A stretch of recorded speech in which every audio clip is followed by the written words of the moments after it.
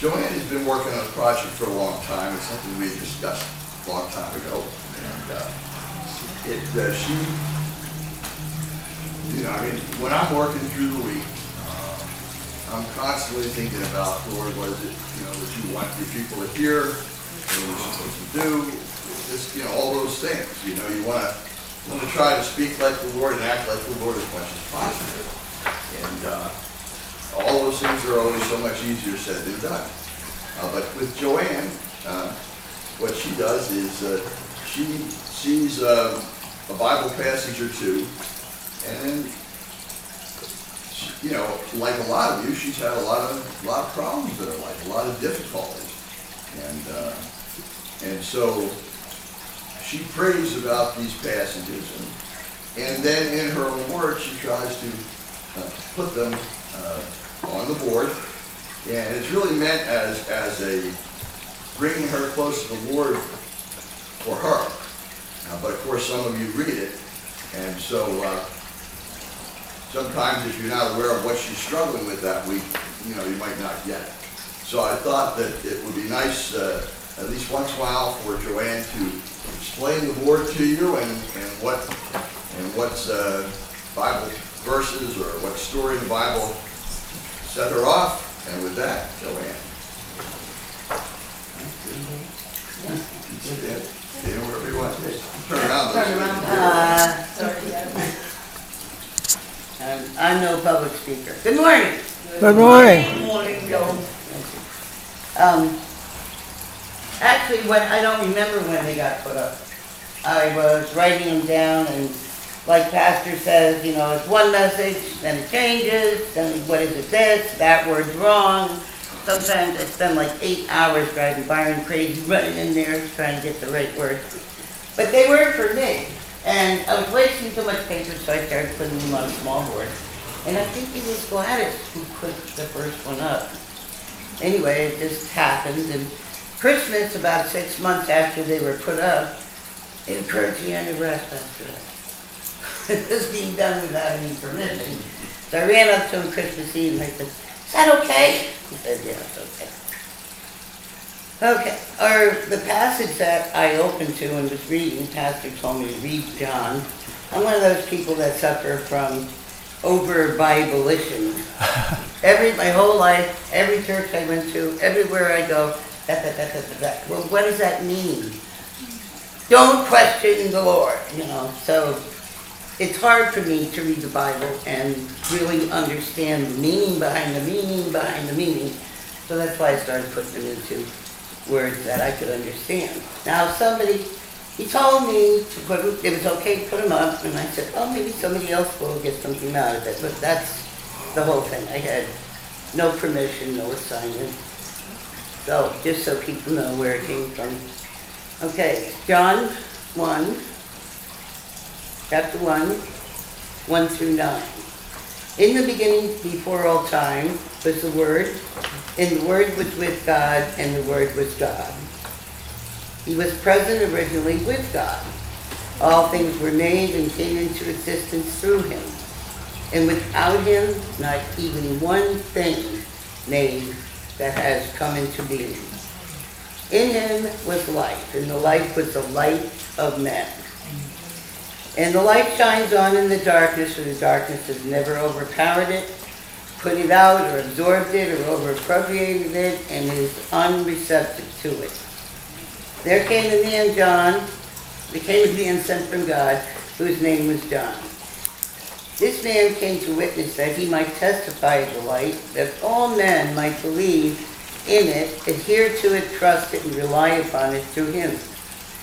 He was not the light himself, meaning John, but he came that he might bear witness regarding the light that was coming. There it was. The true light was then coming into the world, the genuine, perfect, steadfast light that illuminates every person. So, I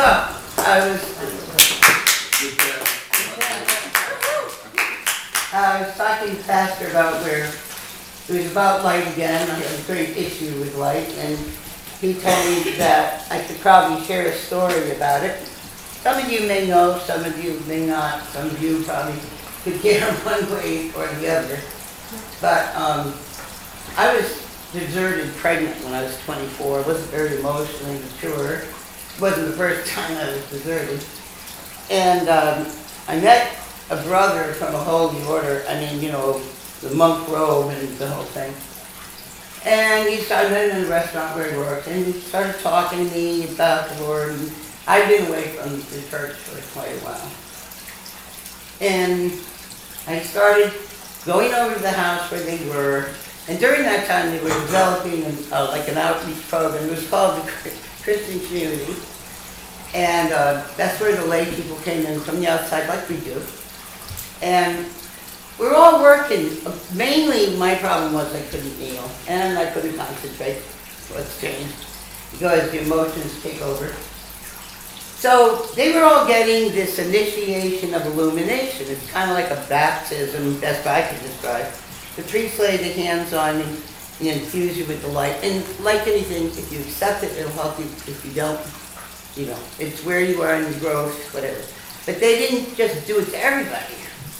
So after about 4 years, I was like, when's my turn? I want this reward. I want to be there so I don't have to work anymore and I don't have to sacrifice anymore and I don't have to kneel. And, you know, I thought, it's the final reward. They kept saying, you're not ready. So one day it came up and they said, okay, we can have it. We're tired of hearing it. If you want it, you got it. So it went up just like a baptism. But when they channeled that light into me, it was like being hit with a lightning bolt. I fell over backwards, hit my head. I had to be carried off the dais. For days I was like stoned on something. I couldn't even think straight. And that's when I realized it wasn't a reward. It was a responsibility. And I could no longer see anything but the truth in every situation.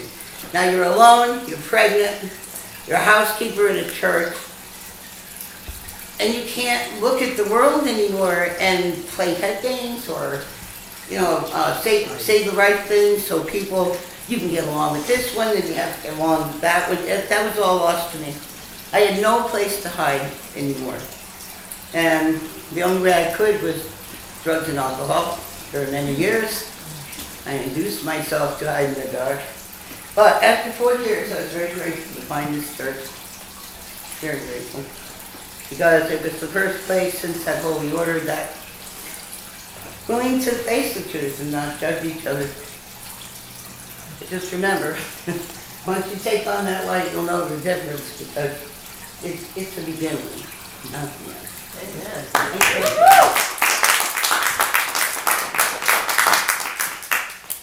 Pick up your cross and follow me. Very good, Joann. Sam, you have a song? Hands up.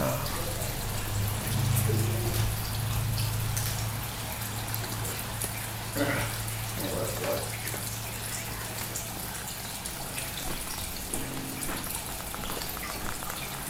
I'll turn it to on now.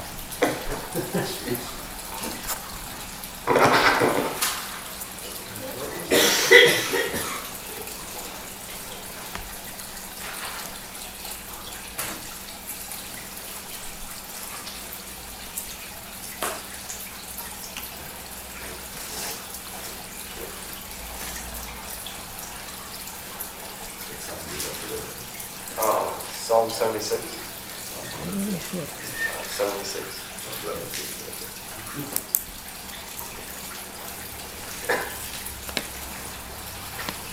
God is known in Judah. His name is great in Israel. His tent is in Salem. His dwelling place is in Zion. There he shatters the bow's flaming arrows, the shield, the sword, and the weapons of war. You are resplendent and majestic, coming down from the mountains of prey. The brave-hearted have been plundered. They have slipped into their final sleep. None of the warriors was able to lift a hand. At your rebuke, God of Jacob, both chariot and horse lay still. And you are to be feared when you are angry. Who can stand before you? From heaven he pronounced judgment. The earth feared and grew quiet.